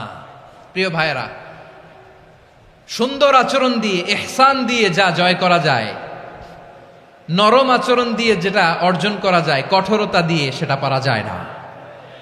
বিষ্ণু ঈসা ইসলাম ইহসান দিয়ে, কোমল আচরণ দিয়ে, তার অনুগ্রহ দিয়ে তিনি অনেক কাফিরের হৃদয়কে জয় করে ফেলেছেন। সাইয়েদনা সুমামা ইবনে উসাল রাদিয়াল্লাহু তাআলা আনহুর কথা মনে পড়ে যায়। তিনি ছিলেন ইয়ামামার বাদশা। মদিনাতে বিশ্বনবীকে হত্যা করার নিয়তে এসেছিলেন। গোপনে গোপনে বিশ্বনবীকে হত্যা করে আবার ইয়ামামাতে তিনি ফিরে যাবেন। কিন্তু কি অবাক করা কাণ্ড, হত্যা করতে পারে নাই, সাহাবাদের হাতে তিনি ধরা পড়ে গেলেন। সাইয়েদনা সুমামা ইবনে উসাল রাদিয়াল্লাহু তাআলা আনহু হত্যার নিয়তে আসলেন, কিন্তু হত্যা করতে পারলেন না। সাহাবারা ওনাকে ধরে ফেললেন, ধরে মসজিদে নববীর পিলারের মধ্যে বেঁধে রাখলেন। সুমামা ইবনে উসাল, সিরাত থেকে শুনে, সিরাত থেকে শোনাচ্ছি, রাদিয়াল্লাহু তাআলা আনহু ইয়ামামার অধিপতি ছিলেন। ইয়ামামা বিশ্বনবীকে হত্যার জন্য আসছেন, ধরা পড়ে গেছেন, এখন মসজিদে নববীতে বেঁধে রাখছে, তার মানে বন্দী। তো এখন স্ট্যাটাস কি? বন্দী, ক্যাপটিভ। তো বিষ্ণু ঈসা ইসলাম সাহাবাদেরকে বললেন, তার খোঁজ খবর নিও, সুমামা ইবনে উসালের খোঁজ খবর নিও। সাহাবার বলেন, ইয়া রাসূলুল্লাহ, আপনাকে হত্যা করতে এসেছে, তার তো কঠিন ক্যাপিটাল পানিশমেন্ট হওয়া দরকার, কঠিন শাস্তি হওয়া দরকার। বিশ্বনবী বললেন, না, আমি যেটা জানি তোমরা সেটা জানো না, তোমরা সুমামার সাথে ভালো আচরণ করো। বিশ্বনবী সুমামার কাছে গেলেন। প্রথম দিন যে তিনি কালেমার দাওয়াত দিলেন, ইমানের দাওয়াত দিলেন, ইসলামের দাওয়াত দিলেন, রিসালাতের দাওয়াত দিলেন, আখিরাতের দাওয়াত দিলেন। পরের দিন যে বিশ্বনবী সালাতের দাওয়াত দিলেন, যাকাতের দাওয়াত দিলেন, ইসলাম কি, কিভাবে, কেমন করে পালন করতে হয় চমৎকার আর্টিকুলেট করতে শুরু করলেন। তন্ময় হয়ে সুমামা ইবনে উসাল রাদিয়াল্লাহু তাআলা আনহু বিশ্বনবীর কথাগুলো শুনতে আরম্ভ করলো। একদিন নয়, 2 দিন নয়, টানা 3 দিন বিশ্বনবী সুমামার কাছে ইসলামকে প্রেজেন্ট করেছেন, উপস্থাপন করেছেন। আওয়াজ করে বলেন, কয় দিন? 3 দিন। 3 দিন মসজিদে নববীতে বাধা। আর সাহাবীদেরকে বললেন, তার খোঁজ খবর নিও, তোমরা যে রুটি বানাও এর মধ্যে সবচেয়ে ভালো আটার রুটিটা তারে দিও, সবচেয়ে রিফাইন্ড খেজুর, যেটা পিওর খেজুর, এটা তারে দিও। আর বিশ্বনবী নিজের উট থেকে দুধ দহন করে ওনার বাড়ির এক কর্মচারীকে বলেছেন, দুধ দহন করে সুমামার জন্য নিয়ে যেও। সুবহানাল্লাহ পড়বেন না? সবাই তো অবাক, ইয়ামামা থেকে আসছে নবীকে হত্যা করতে, বিশ্বনবী দেখে তারে জামাই আদর করে, তাকে মজার মজার খাবার দিও, দুধ দিও, আদর আপ্যায়ন করো। 1 দিন নয়, 2 দিন নয়, টানা 3 দিন বিশ্বনবী এভাবে সুমামার কাছে যেয়ে ইসলামকে প্রেজেন্ট করতে আরম্ভ করলেন, ইসলামকে উপস্থাপন করতে শুরু করলেন। আর তাকে চমৎকার এন্টারটেইনমেন্ট, আপ্যায়ন দিতে আরম্ভ করলেন। টানা 3 দিন যখন ইসলামের দ্য বিউটিজ অফ ইসলাম, ইসলামের সুমহান বাণী, সৌন্দর্য তার কাছে উপস্থাপন শেষ, তাকে আপ্যায়ন শেষ। বিশ্বনবী বললেন সাহাবেদেরকে, যাও এবার সুমামার হাতের পায়ের রশি দুটো খুলে দাও। তারা বললেন, ইয়া রাসূলুল্লাহ, কি বলেন আপনি? ও তো হত্যাকারী, সুযোগ পায় নাই, আপনারে মারতে পারে নাই, ছেড়ে দিলে আবার ও আপনার উপর তলোয়ার নিয়ে ঝাঁপিয়ে পড়বে। নবী, এই সিদ্ধান্ত আপনি নিতে যাবেন না। বিশ্বনবী বললেন, যেটা বলেছি সেটা করো, সুমামার রশিগুলো ছেড়ে দাও, সুমামার হাতে পায়ের রশিগুলো যে তোমরা খুলে দাও। সাহাবারা তর্ক জুড়ে দিলেন, লা ইয়া রাসূলুল্লাহ, এমনটা করবেন না, তো ভয়ঙ্কর ভয়ঙ্কর খুনি, কি জানি কি হয়ে যায়। বিশ্বনবী বললেন, না, তার হাতে পায়ের রশিগুলো খুলে দাও। সাহাবারা বিশ্বনবীর কথা মতো তার হাতে পায়ের রশিগুলো খুলে দিল। সুমামা মুহূর্তের মধ্যে মসজিদে নববী থেকে বের হয়ে ইয়ামামায় ফিরে না যে মসজিদে নববীর পাশে একটা খেজুর বাগান ছিল, সেখানে চলে গেলেন। সেখানে একটা ছোট্ট কুয়া ছিল, কুয়ার পানি দিয়ে তিনি গোসল করলেন। সুবহানাল্লাহ পড়েন। কুয়ার পানি দিয়ে গোসল করে মসজিদে নববীর সামনে এসে বিশ্বনবী এবং সাহাবাদের সামনে দাঁড়িয়ে সাব্বাবা উঁচু করে বললেন, আশহাদু আল্লা ইলাহা ইল্লাল্লাহ ওয়া আশহাদু আন্না মুহাম্মাদান আবদুহু ওয়া রাসূলুহু। আল্লাহু আকবার। আমি সাক্ষ্য দিচ্ছি আল্লাহ ছাড়া কোনো ইলাহ নাই, আর মুহাম্মদ আল্লাহ তাআলার প্রেরিত বান্দা এবং রাসূল। প্রিয় ভাইয়েরা, ইহসান দিয়ে যা জয় করা যায়, কঠোরতা দিয়ে সেটা কঠিনকালেও জয় করা যায় না। আওয়াজ করে বলেন ঠিক কি না? এবার সুমামা দাঁড়িয়ে বলে, ওগো নবী, আমি তো কালিমা পড়ে মুসলমান হয়ে গেলাম, এবার শোনেন, এই মুহূর্তের আগে আপনার চেহারার চাইতে নিকৃষ্ট কোনো চেহারা আমার কাছে ছিল না, কিন্তু শাহাদা পাঠ করার পরে আপনার চেহারার চাইতে উত্তম শ্রেষ্ঠ কোনো চেহারা আমার কাছে আর নাই।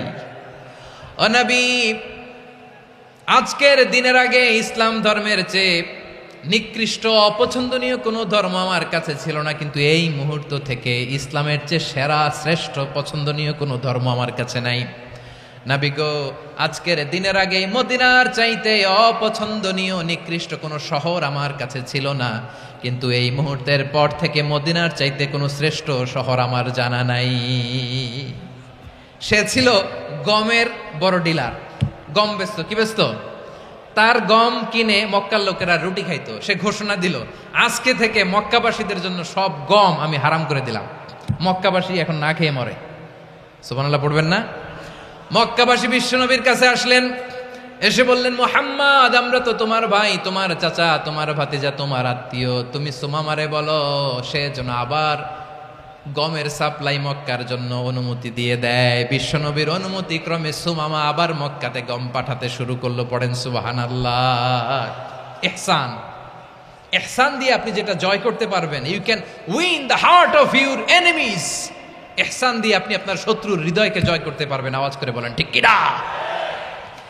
এজন্য আল্লাহ বললেন, ওয়া আনফিকু ফি সাবিলিল্লাহি ওয়া লা তুলকু বিআইদিকুম ইলাত তাহলুকা ওয়া আহসিনু ইন্নাল্লাহা ইউহিব্বুল মুহসিনিন। তোমরা আল্লাহর রাস্তায় দান করবে আর নিজেরা নিজেদেরকে ধ্বংসের হাতে ঠেলে দিও না। তোমরা একে অপরের প্রতি ইহসান করবে, কারণ ইহসানকারীদেরকে আল্লাহ বড্ড ভালোবাসেন। সুবহানাল্লাহ পড়েন। আবার সূরা রহমানে আল্লাহ বললেন, হাল জাযাউল ইহসানি ইল্লাল ইহসান ফাবিআইয়ি আলা, সবাই পড়েন, ফাবিআইয়ি আলাই রাব্বিকুমা তুকাযযিবান। ইহসানের প্রতিদান হিসেবে ইহসানি হয়। বিশ্বনবী সুমামার প্রতি যেমন ইহসান করেছেন, সুমামাও ঠিক তেমন ইহসান ফিরিয়ে দিয়েছে। ঠিক কিনা বলেন? তাহলে এক নম্বরে হচ্ছে আদ, ন্যায় বিচার। দুই নম্বরে সবাই বলেন ইহসান, সদাচরণ। ইহসান দুই ধরনের প্রিয় ভাইরা, ইহসান ফিল ইবাদা, ইহসান ফিল মুআমালা। ইহসান ফিল ইবাদা হচ্ছে একাগ্র অনুভবে ইবাদতে ডুব দেওয়া, এর নাম ইবাদতের ইহসান। সুবহানাল্লাহ পড়ে। বিশ্বনবী বলেন ইহসান মানে কি জানো নাকি? হাদিসে জিবরিলে সাইয়েদনা জিবরিল আলাইহিস সালাম বিশ্বনবীকে বললেন, আখবিরনি আনিল ইহসান। নবী আমাদেরকে বলেন ইহসান মানে কি? বিশ্বনবী বললেন, আনতা আবুদাল্লাহ কাআন্নাকা তারাহু ফাইন লাম তাকুন তারাহু ফাইন্নাহু ইয়ারাক। ইহসান মানে হলো এমন ভাবে তুমি আল্লাহর সামনে নিজেকে উজাড় করে ইবাদত করবে, তুমি ভাববে তুমি আল্লাহকে দেখতে পাচ্ছ, আর এটা যদি ভাবা তোমার জন্য কঠিন হয়ে যায়, অন্তত এতটুকু তুমি ভাববা যে আল্লাহ তোমাকে দেখতে পাচ্ছেন। ঠিক কিনা বলেন? ও আমার বীর চট্টলার ভাইয়েরা, কেউ যেটা দেখে না সেটা দেখে কে? এই বিশ্বাস হৃদয়ের মধ্যে আছে? নামাজে যখন দাঁড়ান এই ফিলিংসটা আনা যাবে? হ্যাঁ, এশার সালাত তো এখনো হয় নাই না? আলোচনা শেষে এশার সালাত এখানে অনুষ্ঠিত হবে, তাই না? আচ্ছা বলুন তো, আমরা এশার সালাত পর্যন্ত বেঁচে থাকবো এই গ্যারান্টি আছে কার কার? হাত তোলেন। কয়েকজন হাত তুলছে পেছনে, না বুঝে তুলে ফেলছে। এশা পর্যন্ত যে আমরা হায়াত পাবো কোনো গ্যারান্টি আছে? সবাই আওয়াজ করে বলেন, গ্যারান্টি আছে? গ্যারান্টি নাই। এই জন্য বিষ্ণু ইসলাম বলেছে, এমন ভাবে নামাজে দাঁড়াও, ইবাদত করো, মনে করো হতে পারে এটাই আমার জীবনের শেষ নামাজ। পারফর্ম দ্য সালাহ as if this is your last and final prayer. এমন ভাবে সালাতে দাঁড়াও, ভাবো হতে পারে এটাই তোমার জীবনের শেষ নামাজ। এমন ভাবে নামাজে দাঁড়াও, ভাবো এটাই শেষ নামাজ। তাহলে নামাজে একাগ্রতা বাড়ায় দিবে কে? ফলে ইবাদতের ইহসান আমাদের অর্জিত হবে। আর মুআমালাতে ইহসান হলো, বিশ্বনবী বলেন, ইন্নাল্লাহা তাবারাকা ওয়া তাআলা কাতাবাল ইহসানা আলা কুল্লি শাই, ফাইদা কাতালতুম ফাআহসিনুল কিতলা ওয়া ইযা যাবাহতুম ফাআহসিনুয যাবহা ওয়ালিয়ুহিদ্দা আহাদুকুম শাফরাতাহু ওয়ালিয়ুরিহ যাবিহাতাহু। ইহসান দুই ধরনের, আওয়াজ করে বলতে হবে। কয় ধরনের? সবাই বলুন আওয়াজ করে, কয় ধরনের? একটা হচ্ছে ইহসান ফিল ইবাদা, ইবাদতে ইহসান। ইবাদতে ইহসান কি? একাগ্র অনুভব দিয়ে ইবাদত করা, মন প্রাণ দিয়ে ইবাদত করা। আর মুআমালাতে ইহসান কি? সব কাজে, দৈনন্দিন কাজে, কর্মে, সামাজিক অ্যাক্টিভিটিতে কোমলতা প্রদর্শন করা, অনুগ্রহের সাথে সবকিছু করা। আল্লাহ তাআলা ইন্নাল্লাহা তাবারাকা ওয়া তাআলা কাতাবাল ইহসানা আলা কুল্লি শাই, তিনি সব কিছুর ব্যাপারে ইহসানকে আবশ্যক করেছেন। সবকিছুতে মুমিনের সব কাজে ইহসানের পরশ থাকবে। ওয়া ইযা কাতালতুম ফাহসিনুল কিতলা, বিশ্বনবী বলেন, তুমি যখন কাউকে হত্যা করো ইহসানের সাথে করো। সুবহানাল্লাহ পড়বেন না? যখন হত্যা করো তখনও ইহসানের সাথে। আচ্ছা হত্যা করবো আবার ইহসান আসবে করতে করে, তো মেরেই ফেলবো আমি। আল্লাহ, ও ভাই একজন খুন করেছে, খুনি, রাষ্ট্রীয় আইনে তার শাস্তি হয়েছে ডেথ পেনাল্টি, মৃত্যুদণ্ড। এখন মৃত্যুদণ্ড দেখে আপনি যেমনে মন চায় তেমনে মারবেন লোকটারে? ওর নাক কেটে ফেলতে পারবেন? ওর কান কাটতে পারবেন? ওর চোখ উপড়ে ফেলতে পারবেন আপনি? যেমন মন চায় তার অঙ্গহানি করা যাবে না।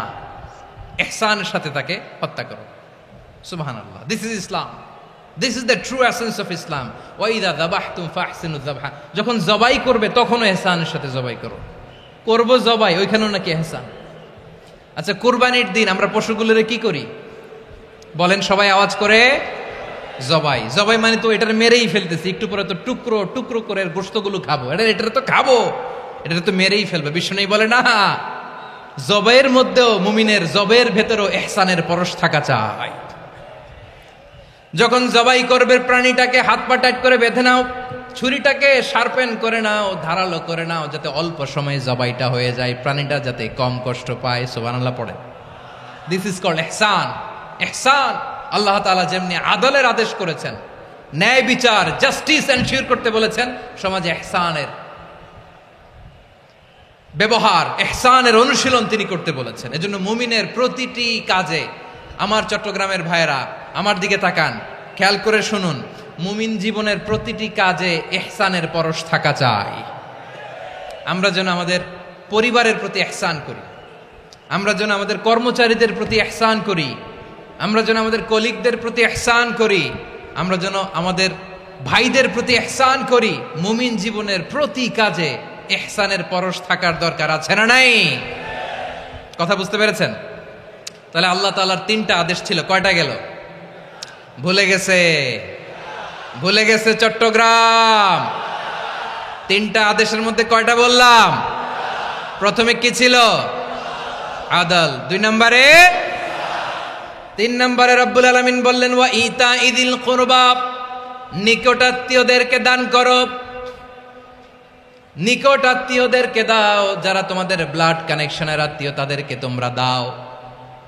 এখানে জেনারেলি বললেন দাও, কি দিব সেটা তিনি এখানে বলেন নাই, সেটা তিনি সূরাতুল ইসরার মধ্যে বলেছেন। আল্লাহ বলেন ওয়া আতিযাল কুরবা হাক্কাহ, নিকট আত্মীয়দেরকে তাদের অধিকার, তাদের প্রাপ্য তোমরা বুঝিয়ে দাও।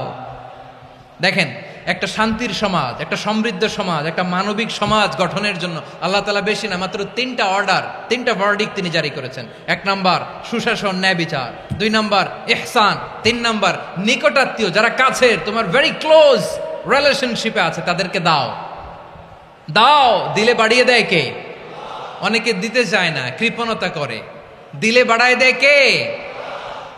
ও মিয়া, মদিনার মধ্যে সবচাইতে গরিব সাহাবী ছিল বেলাল রাদিয়াল্লাহু তাআলা আনহু। ওনার এন্টায়ার অ্যাসেট, সম্পদের পরিমাণ কতদূর জানেন? একটা লুঙ্গি। বেলাল রাদিয়াল্লাহু তাআলা আনহু, ওনার টোটাল ওয়েলথের এস্টিমেশন হচ্ছে মাত্র একটা লুঙ্গি। একটা লুঙ্গি, টোটাল ওয়েলথ এস্টিমেশন, টোটাল সম্পদের পরিমাণ বেলাল রাদিয়াল্লাহু তাআলা আনহুর কি ছিল? কথা বোঝে নাই বোধহয়। কি ছিল?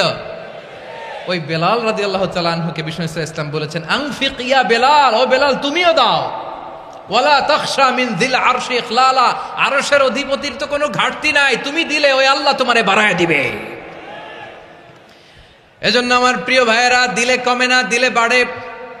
অনেকে ধরে রাখে, নতুন কিছু নিতে পারে না, হাত দিয়ে যেটা ধরে রেখেছেন এটা দিয়ে দেন, বড় একটা ধরার সুযোগ পাবেন। জোরে বলেন ঠিক কিনা? ধরেন 5 কেজি ওজনের একটা ধরে রাখছেন, এখন 10, এটা না ছাড়লে 10 কেজি ধরতে পারবেন আপনি? আচ্ছা, 10 কেজির জিনিস একটা আছে হাতে, ওইটা যদি ছেড়ে দেন তাইলেই না 15 কেজি ধরতে পারবেন। কথা বলেন ঠিক কিনা? তাহলে দিলে বাড়িয়ে দেয় কে? রব্বুল আলামিন বললেন 3 নাম্বার আদেশ হলো তোমাদের প্রতি, সমাজটারে কেমন করে মানবিক সমাজ, সুন্দর সমাজ গড়বা। 3 নাম্বার আদেশ হলো ওয়া আতিদাল কুরবা হাক্কা, নিকটাত্মীয়দেরকে তাদের প্রাপ্য বুঝিয়ে দাও। এই নিকটাত্মীয়দেরকে তাদের অধিকার বুঝিয়ে দেওয়া, প্রাপ্য বুঝিয়ে দেওয়াতে আমাদের গাফলতি আছে না নাই? চট্টগ্রামে নাই? মাশাআল্লাহ আছে, আছে।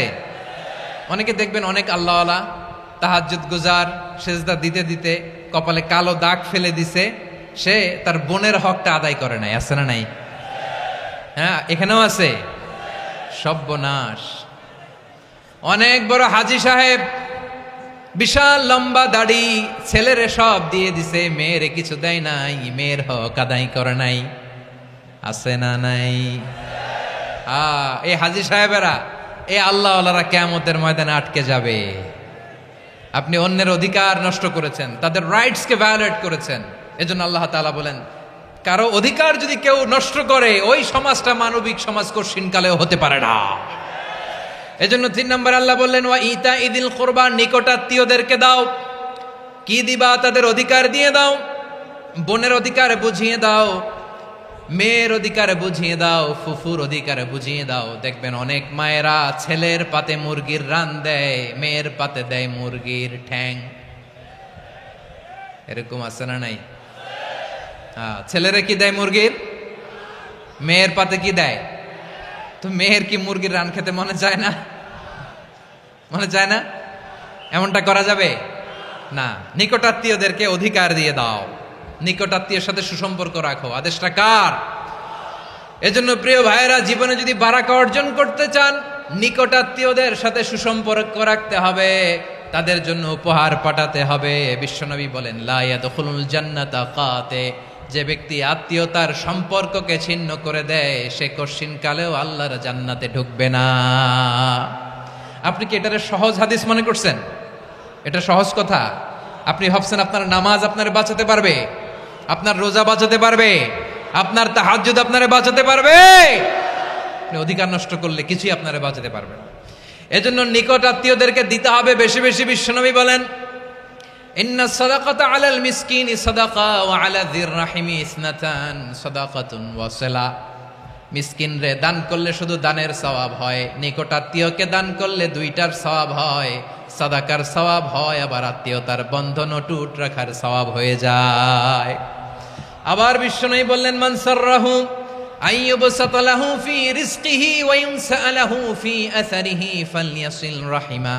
যে ব্যক্তি তার রিজিকের প্রশস্ততা চায় আর হায়াতে বরকত চায়, সে যেন তার আত্মীয়ের সাথে সুসম্পর্ক রাখে। আমার প্রিয় চট্টলার ভাইয়েরা, আমাদের রিজিকে আমাদের রিজিক বাড়ুক, এটা আমরা চাই কি চাই না? সবাই চান? হ্যাঁ, আমাদের রিজিকে প্রশস্ততা আসুক, চাই কি চাই না? আমাদের হায়াতে বরকত আসুক, আমরা চাই কি চাই না? এই দুইটা যদি চান তাহলে নিকটাত্মীয়দের সাথে সুসম্পর্ক রাখবেন, পারবেন? তাহলে সমাজটারে মানবিক সমাজ বানায় দিবে কে? তিনটা আদেশ চলে গেল, কয়টা? আওয়াজ করে বলেন। 1 নম্বরে কি ছিল? 2 নম্বরে, 3 নম্বরে নিকটাত্মীয়দেরকে দান। আপনাদেরকে আরো শোনার আগ্রহ আছে? আপনাদের মনোযোগ আছে না গেছে? কষ্ট হচ্ছে না? মাশাআল্লাহ, মাশাআল্লাহ। তাকবীর পড়ুন, লিল্লাহে তাকবীর।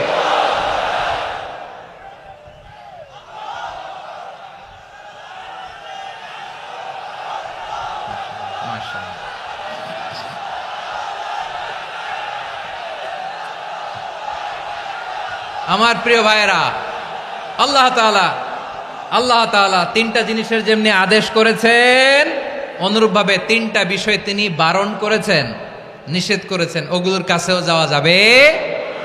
শুনবেন। রাব্বুল আলামিন বলেন, ওয়ায়ানহা আনিল ফাহশাই ওয়াল মুনকারি ওয়াল বাগি। আমি যেমনি তিনটি বিষয়ে আদেশ করলাম, অনুরূপভাবে তিনটি বিষয়ে বারণ করলাম, নিষেধ করলাম। আমার 1 নাম্বার নিষেধাজ্ঞা হলো অশ্লীলতার প্রতি। ফাহশা, ওয়ায়ানহা আনিল ফাহশা, আল্লাহ তাআলা অশ্লীলতাকে নিষেধ করেছেন। কোন জিনিসকে? সবাই বলুন, কোন জিনিসকে? যত ধরনের, যত টাইপের, যত ক্যাটাগরির অশ্লীলতা হতে পারে, সব অশ্লীলতাকে হারাম করেছেন কে? ফাহশা মানে কি? কথায়, কাজে, আচরণে, কমেন্ট, ফেসবুকের কমেন্টসে যত ধরনের নোংরামো আছে, যত ধরনের অশ্লীলতা আছে, এটাকে আরবিতে বলে ফাহশা। এটাকে কি বলে? রাব্বুল আলামিন বলেন, কুল ইন্নামা হাররামা রাব্বিয়াল ফাওয়াহিশা মা যাহারা মিনহা ওয়া মা বাতান। ও নবী, আপনি বলে দেন, আমার রব প্রকাশ্য, অপ্রকাশ্য, স্পষ্ট কিংবা অস্পষ্ট, দৃশ্যমান কিংবা অদৃশ্যমান সব অশ্লীলতাকে হারাম করেছেন। সব ধরনের অশ্লীলতা হারাম, সব ধরনের। আল্লাহ তাআলা আমাদেরকে অশ্লীলতা থেকে বাঁচায়, অশ্লীলতা থেকে তিনি আমাদেরকে হেফাজত করুক, পড়েন আমিন। এবার বলেন, আমাদের সমাজে অশ্লীলতা আছে না নাই? চট্টগ্রামে নাই? আমি কই নাই, ওনারা বলে আছে। দেখছেন, আমি সামহাও বাঁচায় দেওয়ার ট্রাই করতেছি, ওনারা বলে আছে। অশ্লীলতা নানা ভাবে, নানা নামে, নানা মোড়কে আমাদের সমাজে আছে না নাই? সংস্কৃতির নামে, ফ্যাশনের নামে, বিনোদনের নামে, উপন্যাসের নামে, কনসার্টের নামে অশ্লীলতা আছে না নাই? আপনি দেখেছেন কনসার্টগুলোর অবস্থা? এই যে আতিফ আসলাম যে আসছে আমাদের দেশে, তারপর কে কে আসছে, আমাদের তরুণ তরুণীরা, আমাদের যুবক যুবতীরা, আমাদের জেনজিরা, কি অবস্থা ওইখানে? হ্যাঁ, কি অবস্থা? কে বাঁচাবে ওদের? কে রক্ষা করবে ওদের ইমানের, ওদের চরিত্রের হেফাজতের গ্যারান্টি কে দিবে? কনসার্টের নামে অশ্লীলতা আছে না নাই? ছেলে মেয়ে একে অপরকে জড়ায় ধরতেছে, একে অপরকে চুমু খাচ্ছে, প্রকাশ্যে, দিবালোকে, গণমানুষের সামনে। আল্লাহ তাআলা এই অশ্লীলতা থেকে আমাদেরকে বেঁচে থাকতে বলেছেন, বেঁচে থাকতে বলেছেন। রূপালী জগতের নামে অশ্লীলতা আছে না নাই? এই টার্মটা আপনারা জানেন না? রূপালী জগৎ কি জগৎ? আসলে কি রূপালী জগৎ না অন্ধকার জগৎ? আমার বোনেরা, আপনাদেরকে যে কি বলে তারা বুঝায়, রূপালী জগৎ শুনেই আপনি ভরকে যাবেন না। রূপালী জগতে যে নারী যত বেশি উলঙ্গ, সে নাকি তত বেশি সাহসী। জানেন, বলে এটা একটা সাহসী নারী, খুব সাহসী পদক্ষেপ তার। যত বেশি শরীর থেকে কাপড় নামাতে পারবে, যত বেশি বস্ত্রহীন হয়ে নিজেকে প্রেজেন্ট করতে পারবে, সে নাকি তত বেশি সাহসী। আমার চট্টলার ভাইয়েরা, শয়তানের প্রথম এজেন্ডা ছিল বনি আদমকে বস্ত্রহীন করা। সে আদম এবং হাওয়া আলাইহিস সালামকে নিষিদ্ধ গাছের ফল খাইয়ে তাদেরকে বস্ত্রহীন করেছে। এই জামিনেও সে আমাদেরকে বস্ত্রহীন করতে চাইবে। এই রূপালী জগতের নামে তারা এটা করে। আমার প্রিয় বোনেরা, আপনি জানেন না আপনার দাম কত। ওরা আপনাদেরকে বিজ্ঞাপনের সস্তা পণ্য বানাতে চায়। ওরা আপনাদেরকে ওদের ভোগের লিপসার টুলস বানাতে চায়। ওরা আপনাদেরকে দিয়ে ওদের খায়েশ পূরণ করতে চায়। এটা আপনাদের জন্য মোটেও ডিগনিটি নয়, এটা আপনাদের জন্য সম্মান নয়। আপনার সম্মান শালীনতায়, আপনার সম্মান হেজাবে, আপনার সম্মান ভদ্রতায়, আপনার সম্মান আপনার ডিসেন্ট পোশাকে। পোশাক বলে দেয় এই নারীটা ভদ্র না অভদ্র। পোশাক বলে দেয় এই মেয়েটা কোন ঘরের মেয়ে। আওয়াজ করে বলেন ঠিক কিনা? আপনি জানেন না আপনার এই সস্তা পণ্য বানায়, ভোগের পণ্য, বিলবোর্ডে আপনাকে উলঙ্গ করে উপস্থাপন করে। এই অশ্লীলতার সাথে ইসলামের কোনো সম্পর্ক। এজন্য আল্লাহ বলেন, আমি অশ্লীলতাকে হারাম করেছি। অশ্লীলতাকে হারাম করার প্রথম কারণ হলো এর মাধ্যমে মানবতাকে অপমানিত করা হয়। কারণ মানুষের সম্মান মানুষের পোশাকে। মানুষ যখন পোশাকহীন হয়ে যায়, বস্ত্রহীন হয়ে যায়, তার সম্মান কমে যায়। ঠিক কিনা? অশ্লীলতাকে হারাম করার প্রথম কারণ হচ্ছে মানুষ মানুষকে অপমান করে। একটা নারী, সে তো সম্মানিত। নারী যে কত সম্মানিত, নারীর এটা বুঝেই নাই। বিশ্বনবী বলেন, আর দুনিয়া কুল্লুহা মাতা ওয়া খায়রু মাতা'আদ দুনিয়া আল মারআতুস সালিহা। আমার বোনেরা, 5টা প্যান্ডেলে আপনারা এলইডিতে আমার আলোচনা শুনছেন, আমি জানি। আপনাদের এই গর্ভ যে কত দামি আপনি জানেন না। আপনার পেট থেকেই আসবে আগামী দিনের সালাহুদ্দিন আল আইয়ুবী। আপনার পেট থেকেই আসবে অনাগত দিনের ইমাম মাহদী আল মুনতাজার।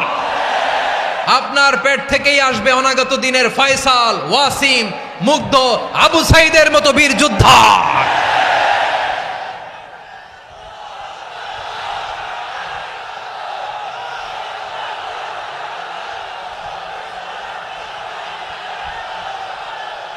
আমার প্রিয় বোনেরা, আমার প্রিয় বোনেরা, বিশ্বনবীর কথার ওজন খেয়াল করেন। আর দুনিয়া কুল্লুহা মাতা ওয়া খায়রু মাতা'আদ দুনিয়াল মারআতুস সালিহা। দুনিয়ার সবকিছুই অ্যাসেট, এর মধ্যে সবচেয়ে দামি অ্যাসেট নেককার নারী। আপনার গর্ভ যে কত দামি আপনি জানেন না। নিজের সময়টাকে কাজে লাগান, কোরআন পড়েন, সুন্নাহ পড়েন। আপনার অনেক দায়িত্ব ঘরে। You are the MD of your family. একটা family it's a very big institution. পরিবার একটা অনেক বড় প্রতিষ্ঠান। and you are the MD of your institution. আপনি এই পরিবারের MD, managing director of your family. এখানে আপনার কত দায়িত্ব। আপনি ছেলে মেয়েদেরকে তারবিয়া করবেন। আপনি আপনার স্বামীর জন্য ঘরটার জান্নাতের নীর বানাবেন। আপনার জন্য জান্নাতের ডুপ্লেক্স বাড়ি ওইখানে তৈরি করে রাখবে কে? আপনি যে কত দামি আপনি জানেন না। নারীদেরকে আল্লাহ বানিয়েছেন উচ্চতর করে, নিম্নতর নয়। নারীদেরকে ছোট্ট জিনিস দিলে এটার বড় করে দেয়। নারীদেরকে ভ্রূণ দিলে, শুক্রাণু দিলে নারী এটারে বাচ্চা হিসেবে উপহার দেয়। ঠিক কিনা? বিয়ের মাধ্যমে স্বামী যখন তার শুক্রাণু তার স্ত্রীকে উপহার দেয়, স্ত্রী রিটার্নে কি উপহার দেয়? ফুল ফর্ম বেবি, মানব সন্তান। দেখছেন, আপনি দিলেন একটু, কুনি দিছে বিশাল। আপনি যদি নারীকে বাজার এনে দেন, নারী এটাকে সুস্বাদু খাবারে রূপান্তর করে দেয়। আপনি তাকে একটা মুচকি হাসি দিয়ে দেন, সে তার কলিজা দিয়ে দেয়। কিন্তু যদি আপনি তার মনে কষ্ট দেন, সে আপনার জীবনকে জাহান্নাম বানায়া দেয়। খবর আছে, নারীর মন বুঝতে পারলে নেয়ামত, বুঝতে না পারলে কিয়ামত। ঠিক কিনা বলেন?